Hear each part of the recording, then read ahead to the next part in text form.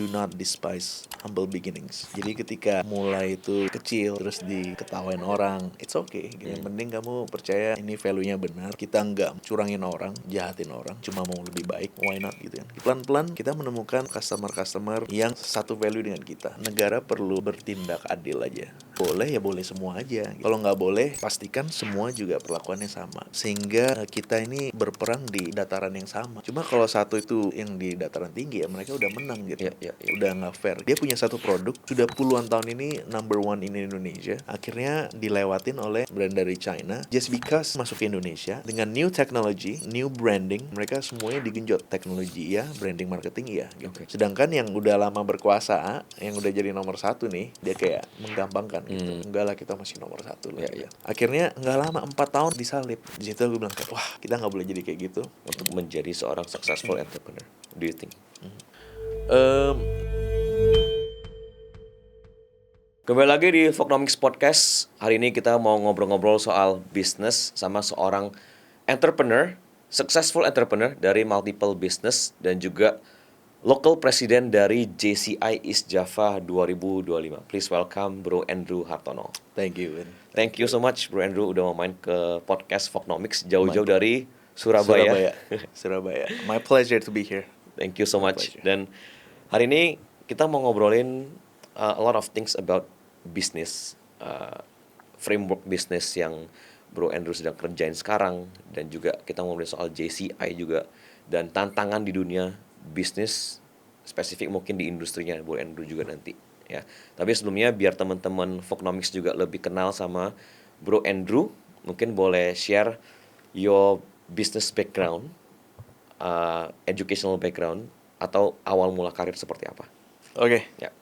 Halo semuanya, saya Andrew Hartono, business owners second generation sebenarnya. Generasi kedua di pabrik paku Nel 2000, Nel 2000 ini saya lanjutkan dari ayah ya kan. Beliau mulai itu tahun 2000, sekitar tahun 2000, jadi 97 itu aktenya yang dibikin. Habis itu di lokasi kita berada sekarang ini sejak tahun 2000 gitu. Jadi makanya Nel 2000. Nel 2000. Selain itu ada distributor genset juga. Ada rumah makan juga di Surabaya dua-duanya. Dan ada juga kecil-kecilan lainnya gitu ya. Perusahaan-perusahaan kecil lainnya. Itu dari background bisnis. Kalau dari education, SD di Surabaya, SMP di Malaysia, Kuala Lumpur, karena of the 1998 tragedy, and then anak-anak semua dikirim ke Malaysia, Kuala Lumpur for 4 years. Aku di situ. Habis itu kuliah di Amerika, di Los Angeles, Cal Poly Pomona, dan juga master di sana juga gitu, education di situ. Jadi kira-kira gambaran besar setelah lulus MBA dan langsung kerja di Indonesia, balik Surabaya. In 2010 untuk melanjutin si pabrik paku ini. Betul, pabrik paku ini. Sebelum kita ngobrolin soal pabrik paku, aku penasaran soal JCI. Bro Andrew terpilih jadi presiden JCI Jawa Timur 2025. Betul.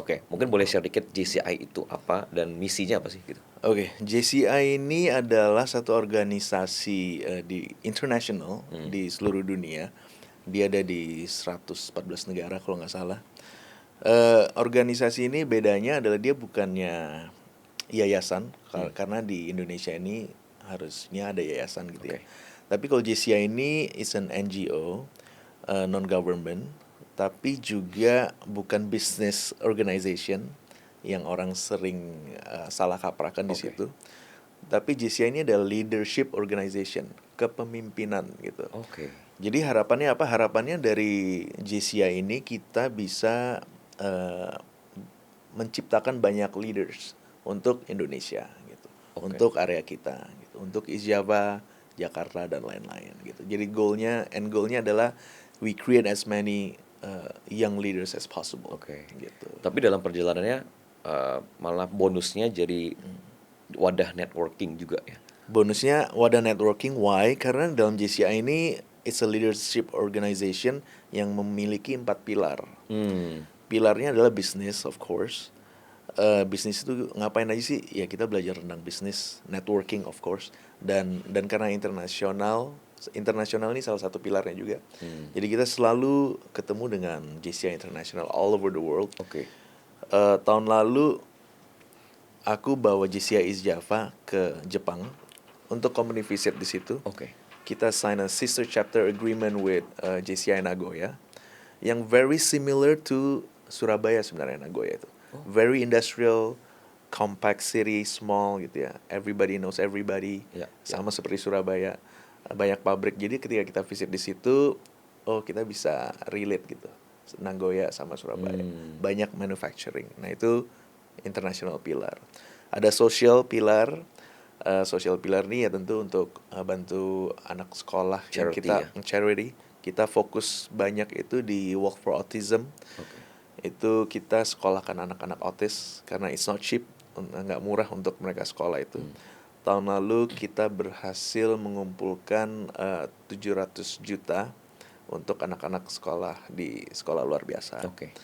Habis itu ada lagi individual, it's about self development. Jadi kita will invite a lot of speakers, beda pembicara atau business owners untuk cerita bagaimana mereka mempunyai mindset yang lebih baik, terus belajar memimpin sebuah tim, mengetahui jati diri kita, karakter kita. Nah, itu kita kupas di individual pillar ini. Itu di eventnya JCI? Di eventnya JCI ini gitu.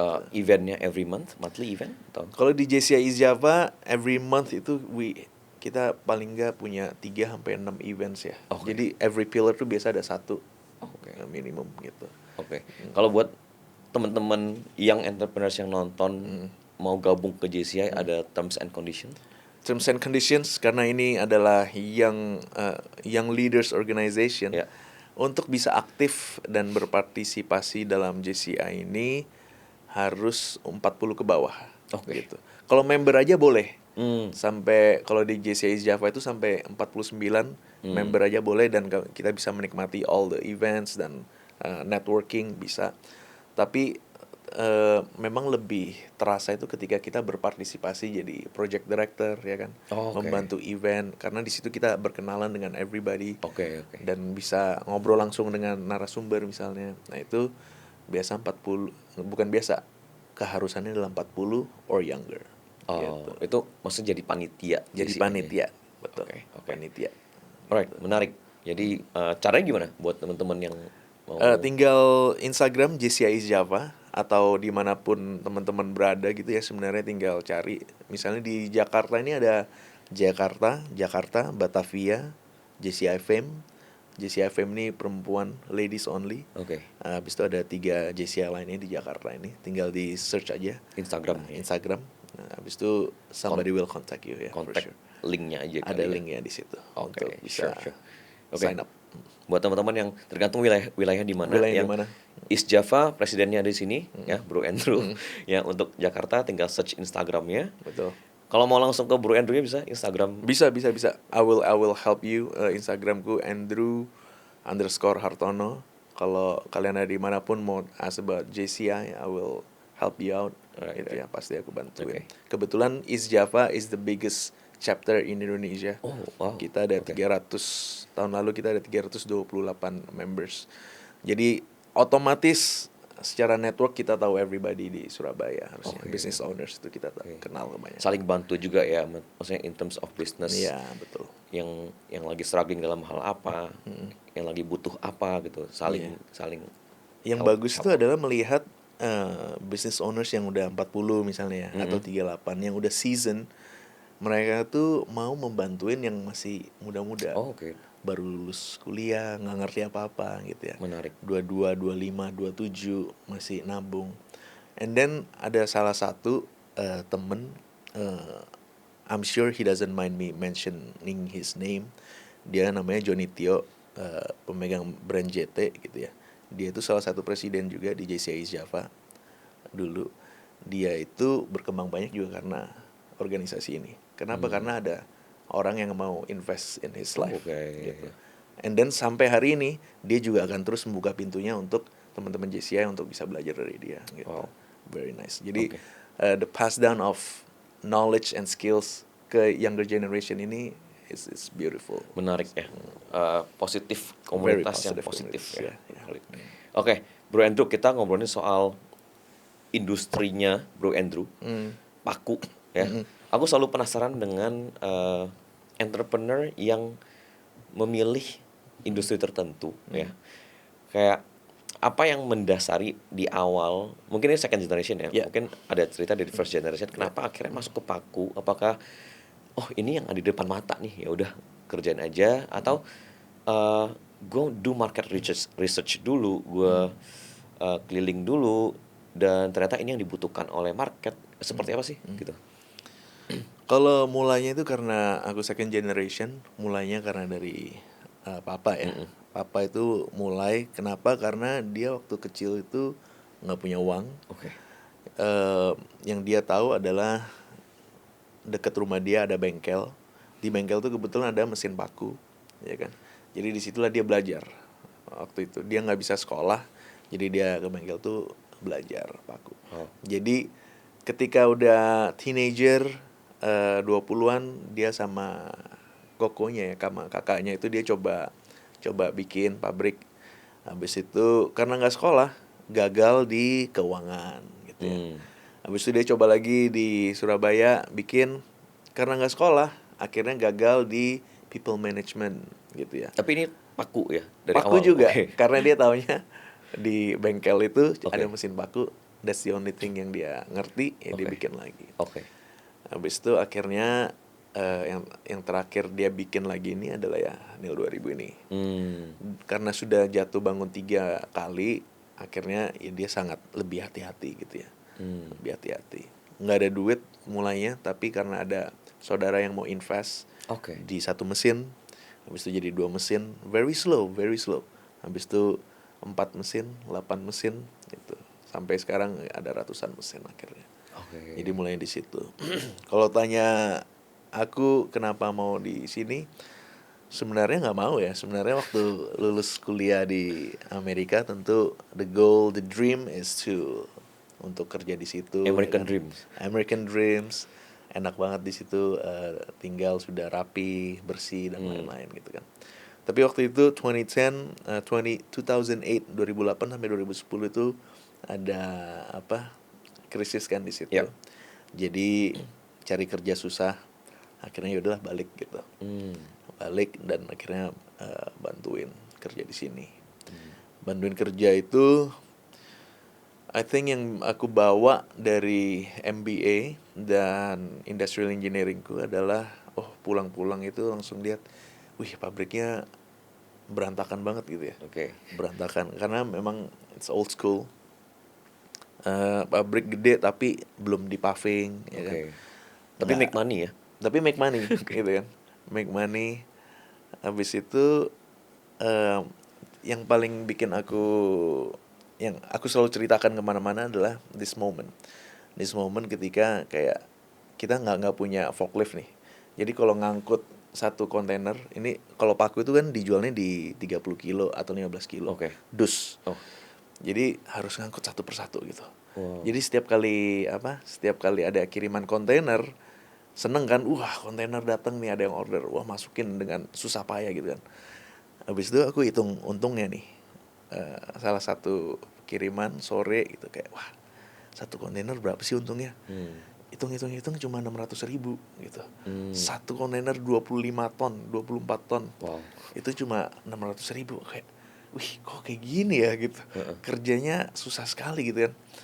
Habis itu aku bandingin ada salah satu kompetitor dengan harga lebih tinggi.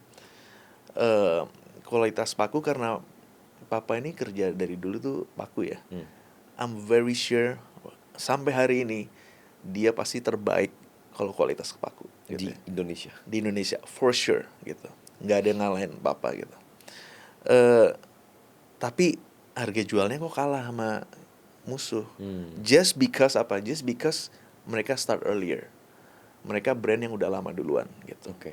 Dan kita beda 20 tahun ke belakang gitu ya. Jadi kita kalah start lah gitu ya. Di situ sakit hati kan, kayak, wih 600.000 tapi kompetitor untungnya bisa 2,5 juta, lumayan gitu satu kontainer.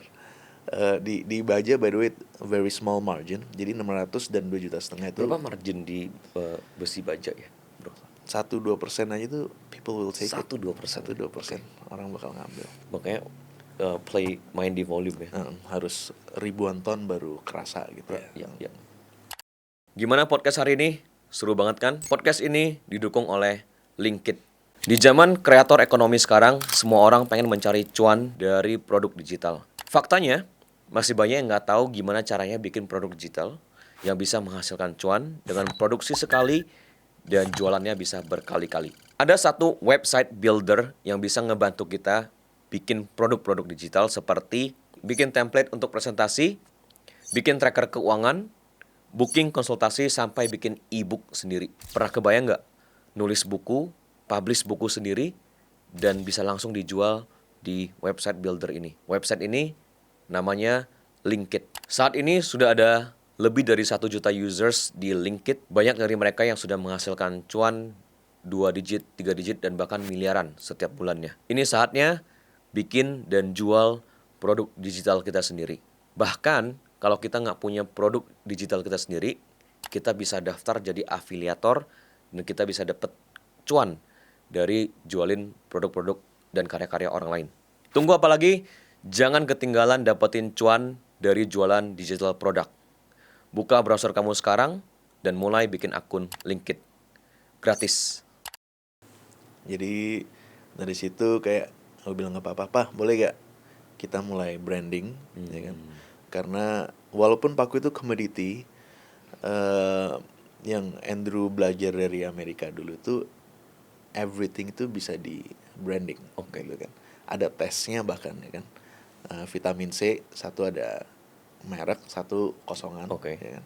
Yang ini ditulis your brain ini bakal lebih sehat, lebih sharp kalau belajar. Habis itu mereka murid-murid 50 murid dites, satu nggak ada label, satu ada label dan ditulisin. Ambil tes yang sama, mereka average score-nya harusnya sama, udah dipilih, tapi results-nya yang ada label ini results-nya lebih tinggi, nilai tes mereka dibandingkan yang ini gitu. Padahal isinya cuma vitamin C dua-duanya gitu. Jadi the placebo effect itu it's real gitu. The branding power itu it's real gitu. Menarik. And kita mulai di situ 2012, I think perlu 7 tahun ya untuk kita tuh akhirnya bisa break that barrier to be the number one brand di Indonesia. 7 tahun dari Bro Andrew balik, mulai branding. Branding. Jadi waktu balik aku di lapangan dulu belajar everything for 2 years. Tentang produksi bahan baku, pengiriman dan lain-lain gitu ya. Habis itu baru ke kantor. Di kantor tuh belajar keuangan sekaligus, wah itu kan hitung kiriman satu kontainer cuma segitu. Ya, habis itu aku bilang, ayo kita branding. Pelan-pelan 7 tahun akhirnya kita bisa mencapai yang kita inginkan lah gitu. Tujuan dari branding untuk naikin value dan naikin harga. Naikin value, naikin harga, naikin margin of course. Gitu. Why? Karena to begin with mulainya itu aku percaya secara produk ini kita udah the best gitu. Sudah pasti gitu. Jadi kalau kita nggak bisa, kalau dulu aku tanya papa kenapa kita nggak bisa naikin ya, orang tua kan selalu jawabnya ya tunggulah ada waktunya gitu kan. Tapi buat aku tuh ini barangnya udah bagus, orang mau bikin ini aja tuh susah gitu, mau bikin yang bagus tuh susah gitu. Jadi I think kita harus tambahin elemen brandingnya di situ ya kan, community dengan distributor dan lain-lain gitu. Manajemen harus baik gitu. Jadi itu yang kita bangun dan akhirnya berjalan gitu ya. Awal-awal sih tentu dihujat ya sama distributor gitu, semua bilang nggak usah Andrew ngapain gitu, uangnya kasih kita aja kita pasti besarin gitu. Tapi it doesn't work like that ya. Interesting. Jadi Nil 2000 saat ini nomor 1 di Indonesia. Nomor 1 di Indonesia. Oke. Jadi aku ada tanya papa waktu itu ya, kayak perusahaan yang didirikan papa, nggak sekolah beliau ya kan, Jadi tentu nggak ada visi misi dan lain-lain gitu kan. Ya. Jadi ketika kita mau mulai branding, aku tanya, Bapak tuh mau lihat NIL 2000 atau hasil karya nama perusahaan kita, CV hasil karya ini seperti apa sih? Terus kita ngobrol di situ, nah itu aku bisa tuliskan satu visi misi gitu ya. Visinya itu adalah menjadi perusahaan pabrik paku yang terbaik, terbesar, termaju gitu. Oke. Terbaik as in quality, kita harus jaga itu karena itu yang bikin kita berhasil sampai hari itu ya. Oke. Habis itu terbesar as in capacity, kita mau conquer Indonesia lah ya. Ya. Karena kita sangat bangga dengan Indonesia. Semua produk yang kita pakai, wire rod dan bahan baku dus itu kita selalu cari yang Indonesian base dan lain-lain. Kita selalu banggakan itu. Oke. Desain-desain kita ini batik-batik yang kita selalu banggakan tentang Oke. Indonesia. Dan yang terakhir termaju as in kita jangan sampai kalah dalam investasi teknologi gitu ya. Jangan pelan dalam berkembang, belajar dari negara luar udah ngapain aja gitu ya. Jadi banyak mesin-mesin baru yang kita develop. Papa juga dengan with his brilliant genius mind, dia juga improve all the machines yang lama jadi lebih produktif dari normalnya gitu ya. Oke.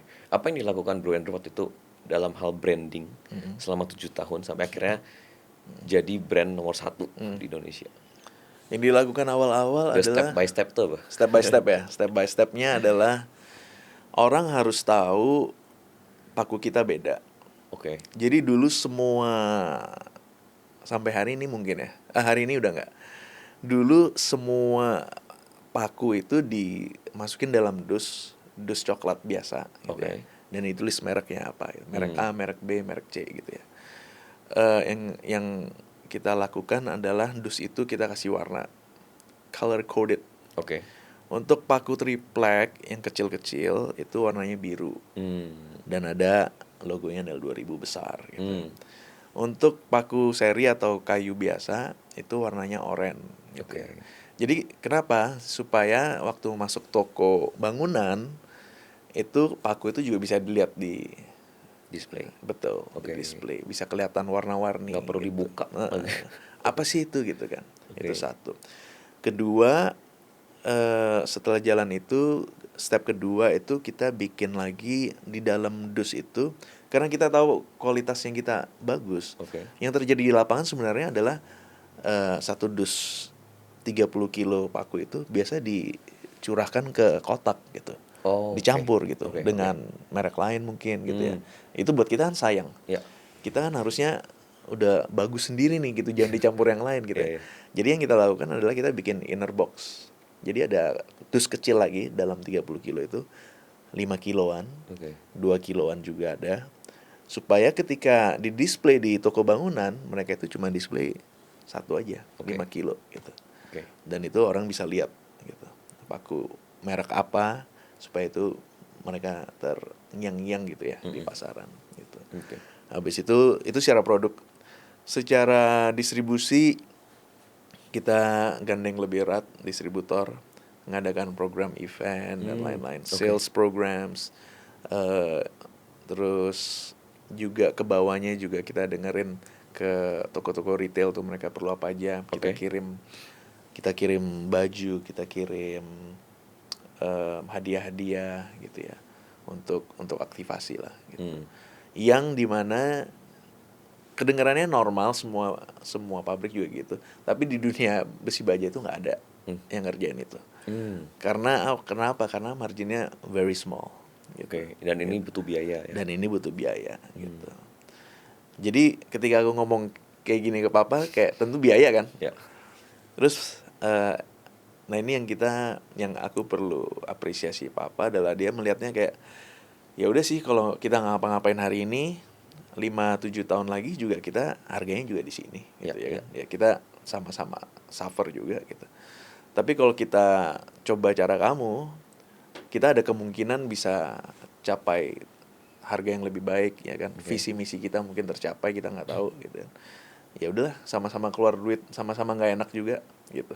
Ya udah kita jalanin yang versi kamu. Akhirnya kita jalankan itu dan 7 tahun memang, tapi Iya. it works. Iya. Apa yang bikin Bro Endo keeps going ya? Kan soalnya mungkin tahun ketiga, wah biaya keluar terus nih. belum belum berhasil tanda kutip ya. Mungkin ini ya, small growth ya. Right. Jadi aku belajar itu do not despise humble beginnings. Oke. Jadi ketika mulai itu kecil, terus ketawain orang, it's okay gitu.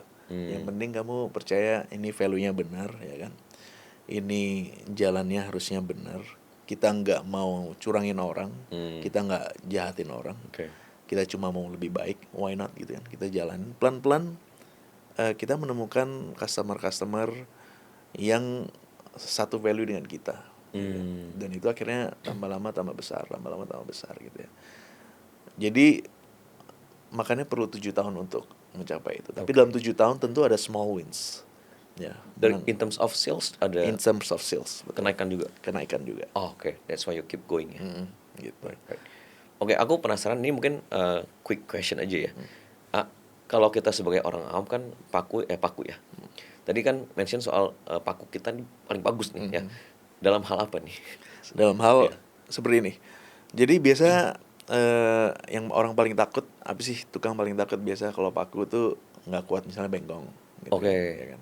Bengkong atau buka dus aja udah nggak ada kepalanya gitu ya. Oh, oke. Itu nggak bisa pakai ya kan. Pasti Oke. dia buang cari ganti gitu ya. Right. Kita punya itu 99,9% pasti bisa dipakai gitu. Pertama, kepala kita pasti lebih besar daripada paku awam. Oke. Lebih besar, jadi ketika pakai itu tentu lebih mudah gitu ya. Iya. Karena area untuk mukulnya lebih besar gitu. Oke. Dan lebih lancip.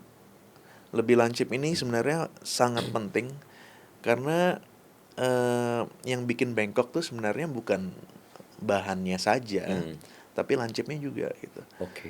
Jadi kita bayangin lebih gampang masukin garpu ke kayu daripada sendok, ya kan? Karena garpu ada lancipnya. Lancip itu lebih gampang masuk. Tapi kalau sendok kita terus paksa, akhirnya bengkok sendoknya. Paku juga demikian. Kalau pakunya nggak gitu lancip, dia pasti lebih gampang bengkok, gitu aja. Oke, interesting. Okay. Nggak banyak yang tahu. Nggak banyak yang tahu sih ya. Kalau ke toko material kan ya, mau beli paku gitu langsung kan. Ya. Oke. Pertanyaan aku berikutnya adalah di industri ini kita sebutnya industri apa? Besi ya. Besi dan baja ya. Industri besi dan baja.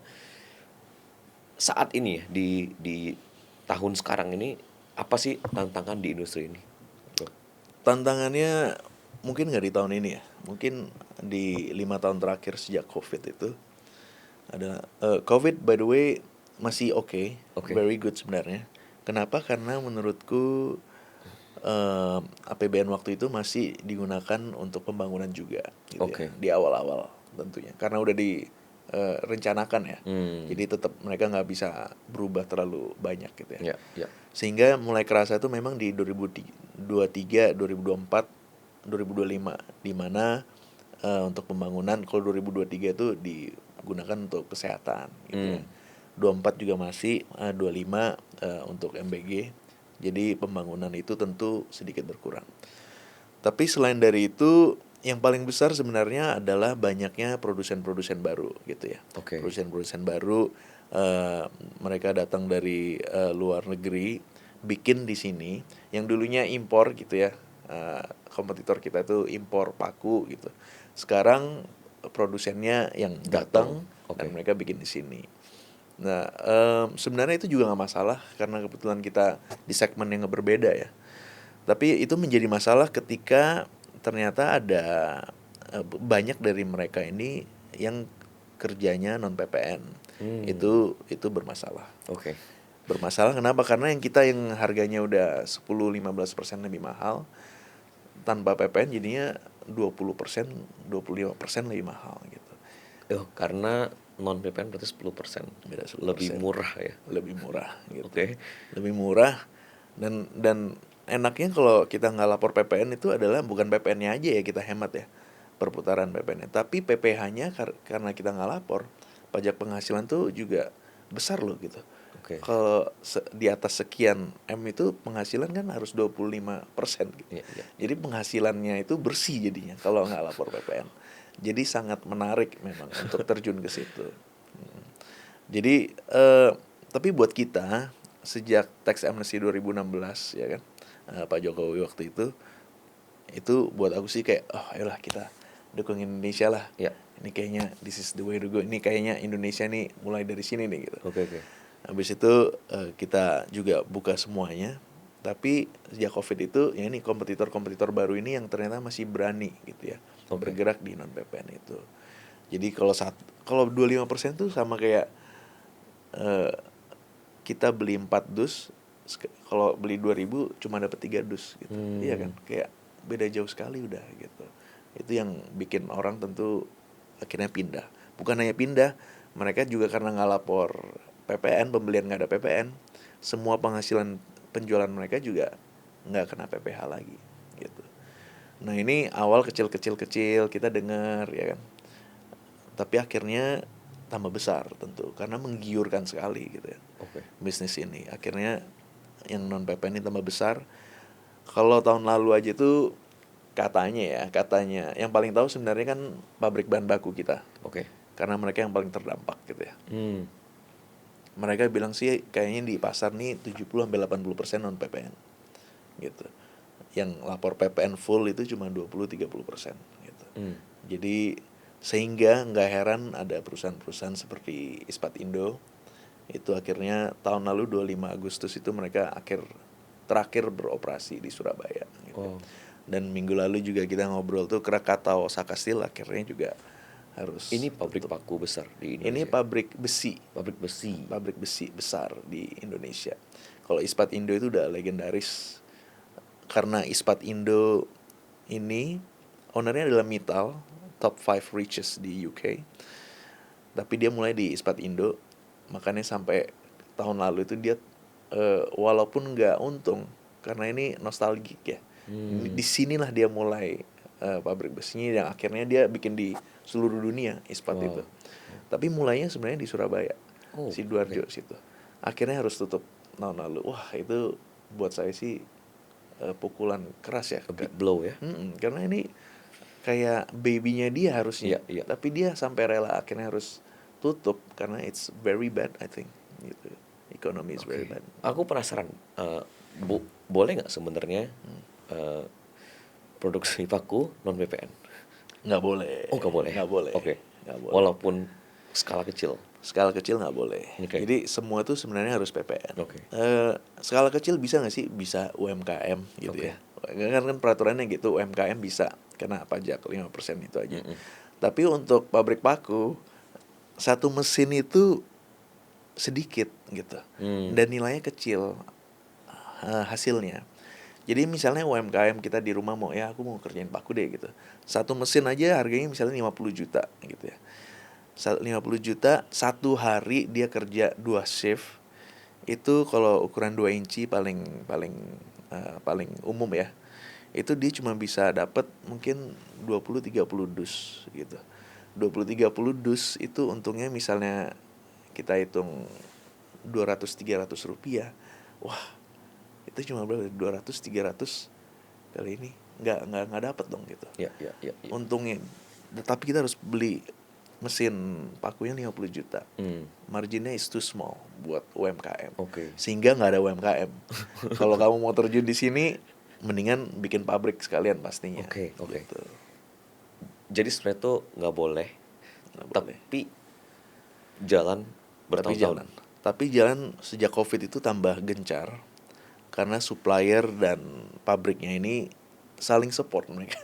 Saling support untuk jaga gue jual lu non PPN ya, lu juga jaga gue gitu ya. Mereka sangat solid gitu, satu dengan yang lain menjaga kerahasiaan ini gitu. It's very sad but it's the fact, everybody knows. Semua orang tahu gitu. Semua orang tahu di lapangan, di toko, pemakai semua juga tahu gitu. kayak ini yang terjadi di lapangan. Oke, tapi ini kan merugikan pabrik yang PPN ya. Ya, merugikan pabrik PPN. Apa major problem yang terjadi, ada gap, gak ketahuan ini, mereka masih bisa beroperasi dengan non PPN ini bisa jalan dengan baik gitu. Gapnya itu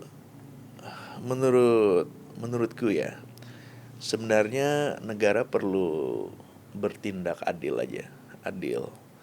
Jadi misalnya boleh ya boleh semua aja gitu. Oke. Kalau nggak boleh, pastikan semua juga perlakuannya sama, sehingga kita ini berperang di dataran yang sama gitu ya. Cuma kalau satu itu bisa dapat yang di dataran tinggi ya mereka udah menang gitu, Ya. udah nggak fair gitu. Jadi gimana caranya ya harus ratakan tanahnya, harus adil gitu. Oke. Semua pabrik besi baja itu harus berani PPN gitu. Oke. Gimana caranya pemerintah harus tegas gitu, Ya. harus tegas dan berani mengecek, memeriksa. Tapi ini lucunya itu semua orang udah tahu ya, di pasar tuh semua orang juga udah tahu gitu. Right. Sebenarnya nggak susah untuk cari tahu gitu. It's very easy gitu. It's very easy untuk cari tahu. Do you think Bro Andrew ke depan bakal ada perubahan? Menurutku good question ya, karena akhir-akhir ini Menteri Keuangan kita yang baru Pak Purbaya ini gencar sekali sejak Desember sebenarnya. Itu beliau ada mengutarakan tentang apa? Ya nih pabrik besi beton nih banyak yang nggak lapor gitu. Oke. Ya kan? Di media ngomong. Di media. Oke. Dan itu bukan media kecil gitu ya. Tambah lama tambah media besar gitu. Wow. Nama media besar, dan minggu lalu itu beliau juga ngomong lagi, bahkan datengin gitu ya salah satu pengusaha, terus ditegur, ke depan mulai full PPN ya gitu. Nah, harapan saya itu tentu nggak berhenti di sini, Oke. tapi juga itu dia harus merata gitu, jangan di satu daerah aja, Ya. tapi di semua kalau bisa gitu kan, di semua pastikan bisa, karena kalau nggak ya pasti yang lain lolos lagi gitu. Iya. Jadi harus merata, intinya itu sih. Oke. Konsistensi itu. Tapi ini awal penindakan yang bagus ya. Betul. Ini very convincing ya kan. Very convincing, angin segar lah buat kita yang lapor full PPN ini. Iya. Kita look forward to what's to come sebenarnya. Oke. Apalagi Pak Purbaya terkenal gak peduli ya. Berani ya. Berani ya. Berani. Dia berani. Jadi kita lihat lah. Tapi Bro Andrew tadi mention 80% di pasar seperti itu ya. 80%. Ini bakal mengganggu 80% pasar. 80%. Paku loh. Iya. Paku dan besi baja. Paku dan besi baja loh. Paling besar tentu di besi baja, besi beton ya. Iya. Besi beton itu tentu paling besar, tapi ya di situ juga paling besar juga yang nggak lapor gitu. Gitu. Makanya Optimis kah Bro Andrew? Harus ya. I think ini mungkin titik pertama di mana kita sebagai pengusaha besi baja itu sedikit ada optimis nih. Oke. Bahwa mungkin akhirnya ada perubahan yang bisa terjadi tentang kasus ini ya. Gitu. I think di 5 tahun terakhir ini kita kayak wah ini kayaknya udah percuma di Indonesia gitu ya. Kayaknya nggak ada harapan deh. Kita either we're in atau we're out gitu aja. Tapi ini titik pertama yang kita kayaknya buat aku paling tidak adalah kayaknya bisa nih. Semoga bisa terus dilanjutkan gitu. Iya. Oke. Hopefully gak dalam waktu yang lama ya. Bisa betul merata. Ada perubahan, ada pemerataan dan mungkin bisa dari industri ini mulai dulu ke industri yang lain mungkin bisa ada perubahan juga. Betul. Ya. Alright. Oke. Hopefully sama-sama doakan buat bangsa ini ya. Oke. Bro Andrew, next topic kita ngobrolin soal entrepreneurship in general secara umum gitu ya. Buat Bro Andrew yang owner dari multiple businesses gitu. Apa arti entrepreneurship for you? Entrepreneurship ya. Itu mungkin mungkin yang paling gampang itu adalah kenapa, apa bedanya kita dengan pebisnis yang lain gitu ya. Yang bikin aku, menurutku beda adalah the reason why-nya. Why-nya. Why we do what we do adalah jadi in my career, in my journey itu aku dapat kesempatan untuk belajar dari banyak orang yang why-nya itu selalu untuk bantu orang, untuk bikin masyarakat ini lebih baik. Salah satunya adalah Ferrero Rocher. Jadi aku lagi coklat. Aku lagi jalan-jalan honeymoon waktu itu sama istri di Itali. Terus kita kita lagi food tour sebenarnya di Parma gitu ya. Habis itu ketemu sama satu pasang, terus dia cerita, kamu tahu nggak cerita tentang Ferrero gitu? Nggak tahu kenapa Ferrero. Ferrero itu beberapa tahun yang akhir ini meninggal, terus satu kota itu semua sedih banget gitu. Oh ya, kenapa? Karena kamu tahu nggak ceritanya Ferrero gimana? Nggak tahu. Jadi Ferrero itu hazelnut kan? Dia yang bikin Nutella kan. The best things in buat gue sih, I love it Nutella gitu. Nutella itu Ferrero, Okay. Ferrero. Jadi makanya Ferrero itu enak karena dalamnya itu ada Nutella itu. Oke. Jadi tapi ketika dia bikin itu waktu Perang Dunia, daerah situ sugar ataupun coklat itu mahal gitu ya. Jadi apa yang dia bisa cari? Dia cari-cari apa ya gitu. Akhirnya di situ adanya hazelnut gitu. Akhirnya dia coba ramu-ramu, jadilah Nutella itu. Oke. Gitu. Tujuannya apa? Tujuan dia tuh simple waktu itu kan ya. Tujuannya adalah supaya anak-anak ini yang nggak dapet coklat, nggak dapet sugar nih bisa senyum kembali gitu, bisa enjoy life lagi gitu kan. Wah, mulia sekali kan. Ya. Tapi nggak berhenti di situ. Satu kota itu nangis kenapa? Karena ketika beliau meninggal itu bisa lihat kakek-kakek bawa cucunya gitu ya, bawa cucunya ke situ untuk berkabung. Bilang kenapa? Ya orang-orang ini akan datang ke funeral ini dan bilang, tunjukin ke cucunya, karena orang ini kamu sekarang bisa sekolah gitu.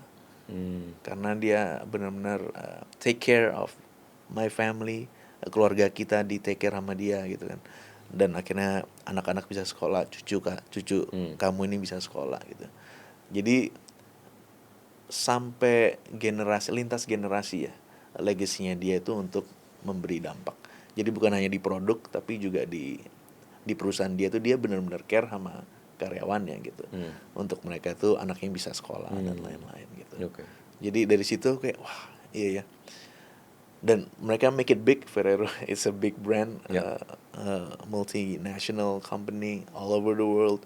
Bisa juga kok gitu. Kita punya value yang baik untuk membantu orang dan be successful juga gitu. Jadi buat aku sih di perusahaanku, paling enggak perusahaan-perusahaan yang aku kerjakan itu adalah paling enggak orangnya itu bisa bertumbuh, berkembang, mencapai impiannya gitu ya, mencapai mimpinya dengan bekerja sama dengan kita gitu. Dan ini bisa dicek, you can ask all my managers di Instagram, bisa cari tahu all my managers, you can ask them, bener ya Andrew ngomong gitu, bener gak? And they will tell you the same thing gitu. Mereka, menurutku mereka bisa stay lama dengan aku karena ketika aku interview mereka, the question ini juga aku belajar ya, by the way. Aku belajar dari a business mentor. Right. Ketika aku tanya, kenapa kamu mau kerja di sini gitu? Oh, iya Ko Andrew, aku mau satu hari jadi GM gitu. Cita-cita aku dari keluarga yang nggak punya apa-apa gitu ya. Jadi kalau kerja di perusahaan jadi GM tuh kayaknya wah, cita-cita sih. And then setelah kerja berapa tahun, 2018 dia akhirnya jadi GM beneran. Wow. Dan kita semua tahu cerita ini gitu, karena aku selalu ceritakan ketika dia jadi GM, the whole team cries for him. kita happy buat dia karena dia mencapai mimpinya gitu. Dan everybody else juga mau punya rumah, mau punya apa ya, kita make sure mereka kerja di hasil karya, mereka bisa menikmati dan mencapai mimpinya gitu ya.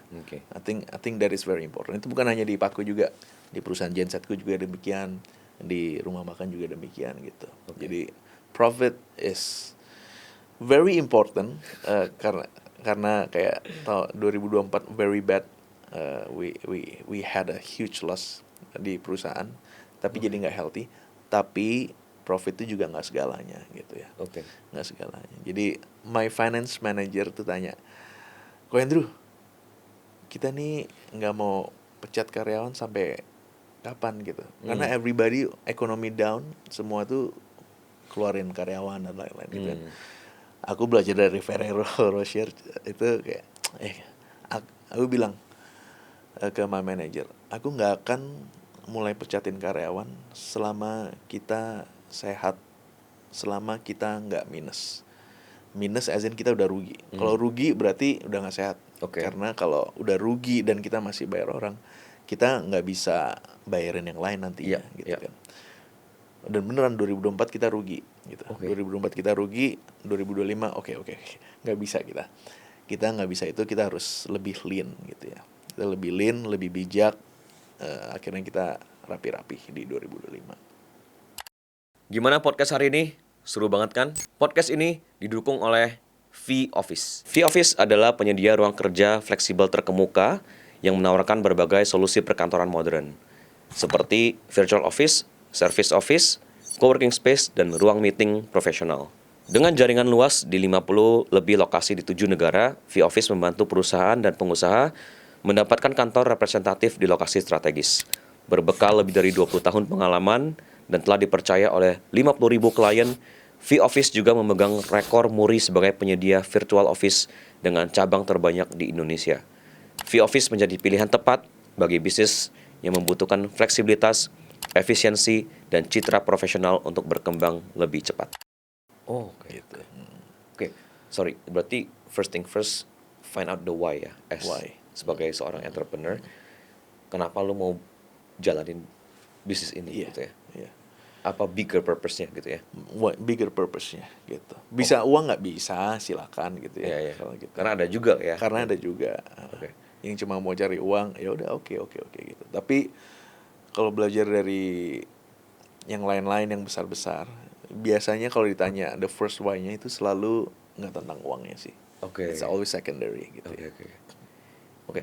Sorry, gue pengen nyentuh dikit tadi 2024 sempat loss. Yes. Satu what happened? 2024 tuh cerita yang sangat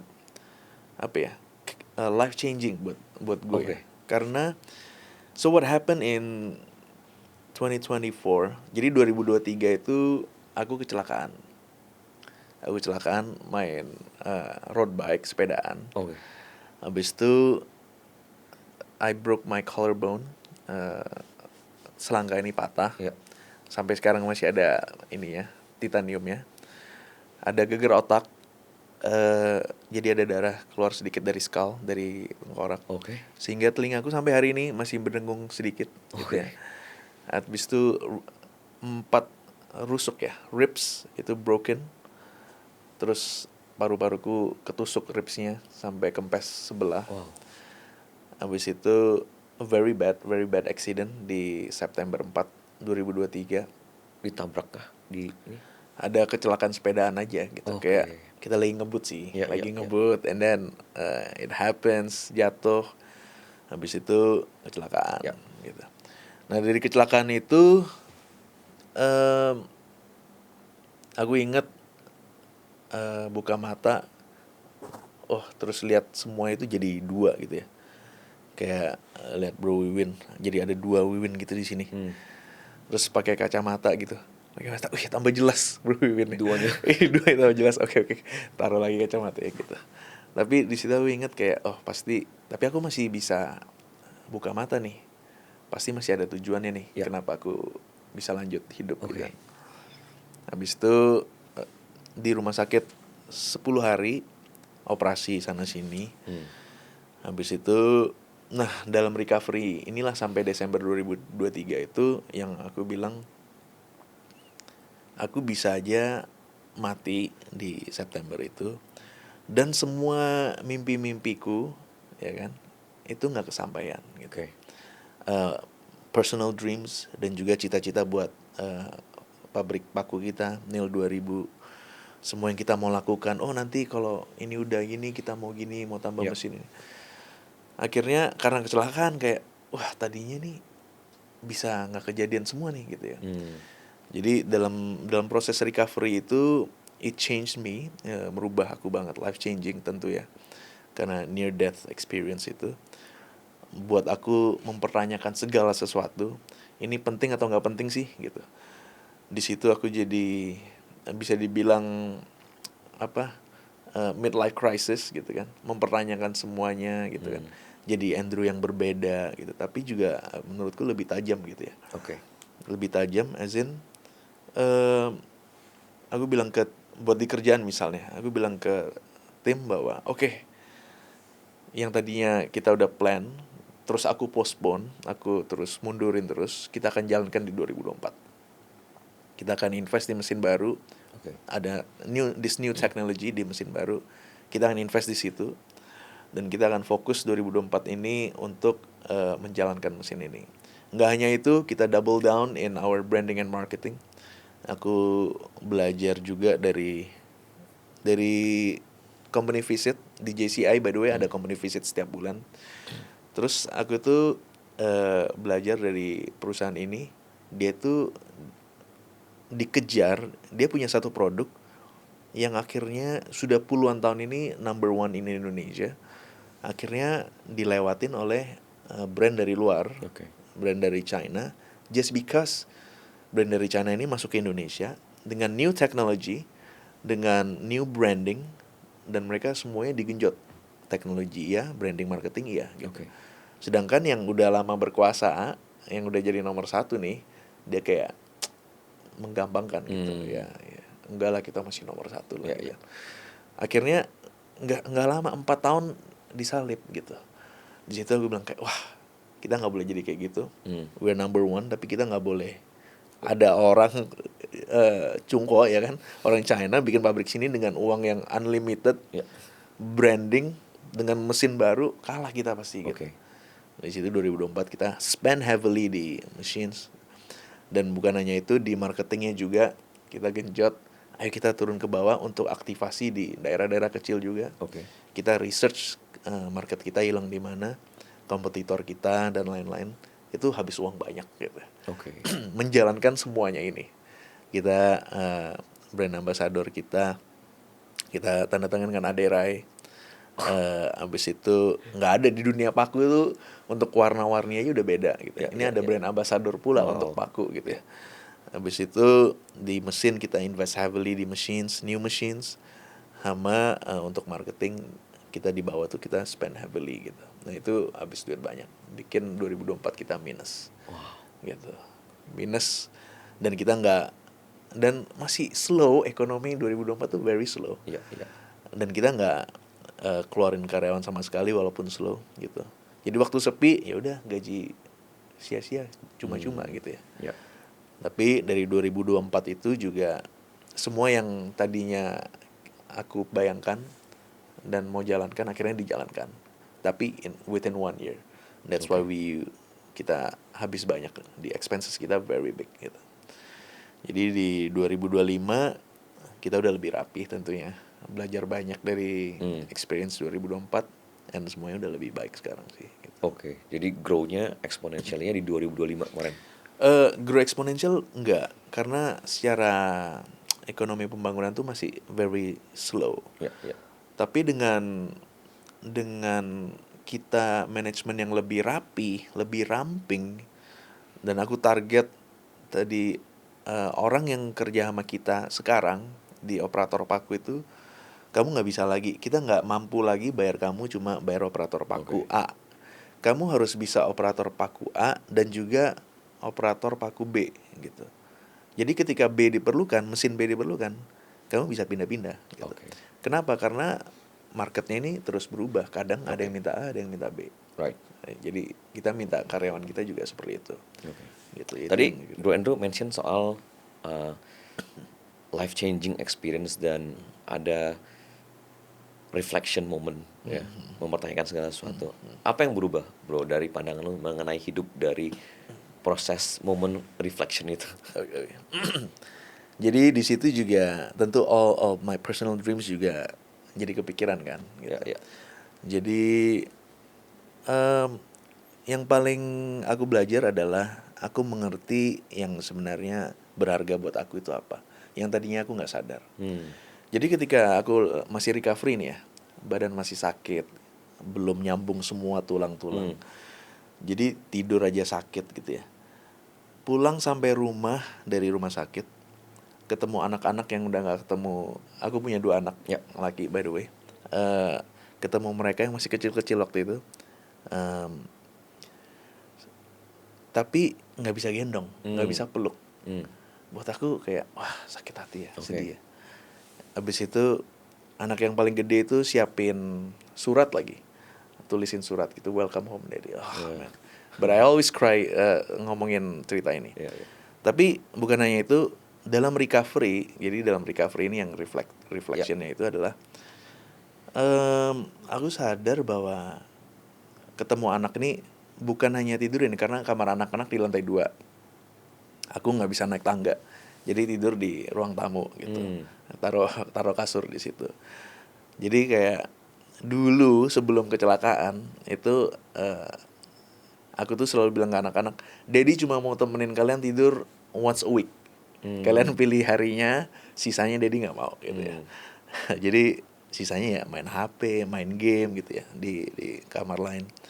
Tapi waktu lagi recovery, ini mau naik tangga aja nggak bisa gitu, mau temenin mereka tidur aja nggak bisa gitu. Terus ketika udah bisa naik tangga gitu kan, terus ke kamar anak-anak untuk pray for them, itu anakku yang kedua ini physical touch gitu. Jadi dia kayak kapan bisa hug daddy gitu. Oh kayak daddy nggak tahu kapan, masih sakit gitu soalnya. Terus udah bisa hug, terus berapa bulan lagi, berapa minggu lagi, terus tanya kapan daddy bisa temenin Connor tidur.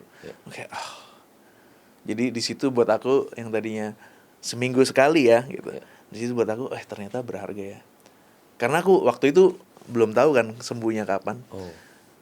Bisa aja aku nggak bisa temenin tidur lagi gitu.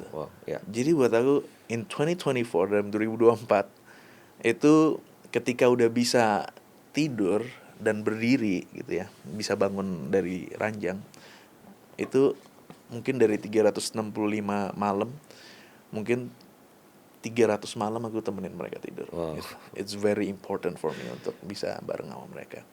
Habis itu dalam 2024 itu ada 100 kali aku jalan sore sama anakku yang pertama. Karena that's how we build the relationship. Di situ buat aku ternyata prioritasku anak-anak ini very important gitu ya, relationship dengan mereka gitu. Jadi itu buat aku lebih sharp. Aku can easily say no, dengan mudah mengatakan tidak untuk meeting hari Senin jam 7. Nah, nggak bisa. Undangan ini nggak bisa. It's for the kids gitu. Jadi waktu di JCI juga my team semuanya tahu Sabtu Minggu jangan, kalau mau ada acara di mana aku hadir, jangan ada acara di Sabtu Minggu, karena Sabtu Minggu aku pasti nggak hadir. Gitu. Tapi kalau weeknights I'll be there. Gitu. Wow. Bro Andrew, are you a spiritual person? Lumayan. Is spirituality, apakah spiritualitas penting? Spiritualitas itu is a journey yang aku belajar ya. Jadi my spiritual knowledge waktu aku masih teenager, remaja, terus 20-an, 30-an sampai sekarang itu berbeda jauh menurutku ya. Dan apakah itu penting? Menurutku penting. Tapi juga setiap orang punya journey-nya sendiri. Jadi my journey dengan istriku berbeda gitu ya. Pemahaman dia dan pemahamanku, jalannya, speednya juga berbeda gitu ya. And I think it's beautiful karena it's very personal. Setiap orang ada ceritanya sendiri. dengan Tuhan. Dan itu waktu ketika aku 2023 buka mata setelah kecelakaan, aku bilang kayak the first thing in my mind, oke, Tuhan biarkan aku buka mata, berarti ada tujuannya gitu. Apa itu nggak tahu, tapi berarti masih dikasih lanjut hidup gitu ya.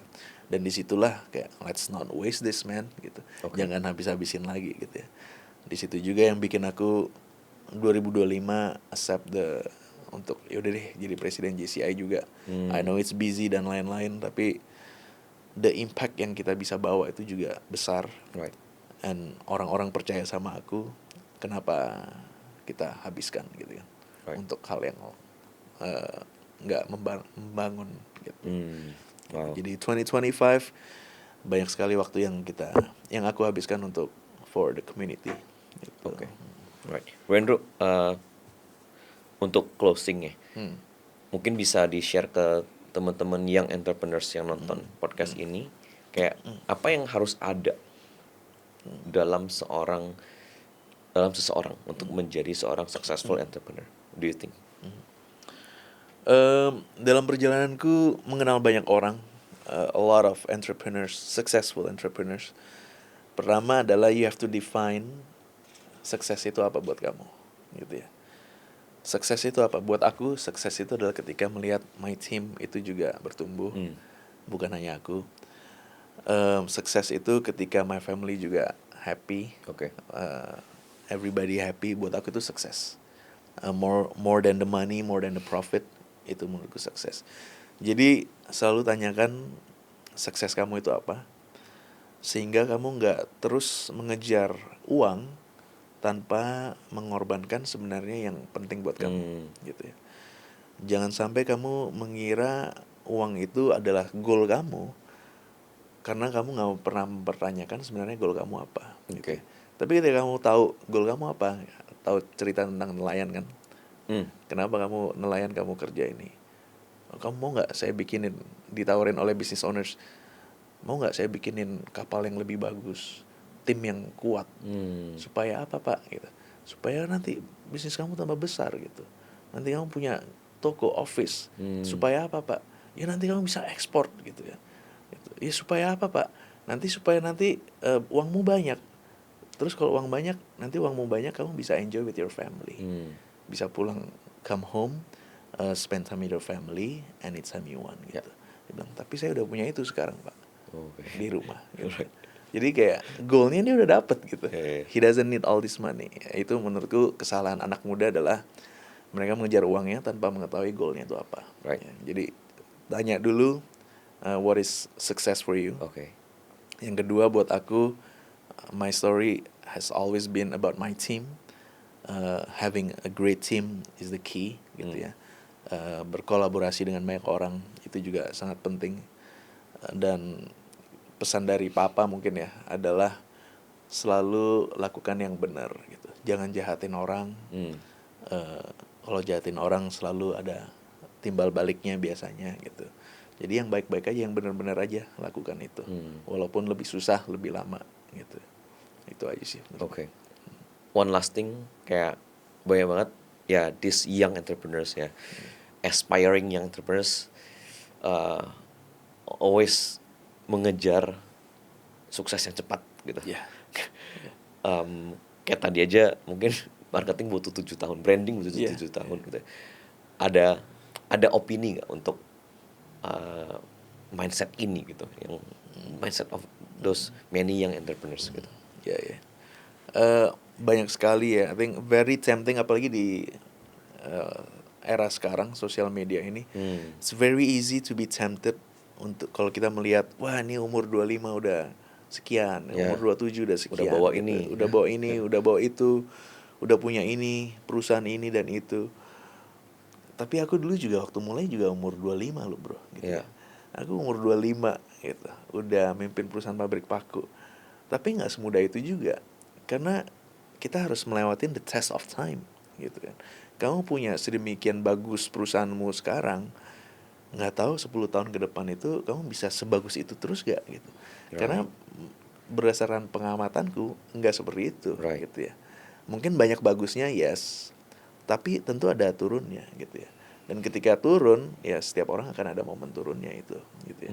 Jadi jangan lihat yang di sosial media sekarang, it's Ya, very ya. tempting gitu ya. Ya. Tapi yang apa yang cepat didapat itu juga akan cepat hilang gitu ya. Wow, oke. Gitu. Jadi foundationnya harus strong. Gitu. The foundation The has to be strong. foundation.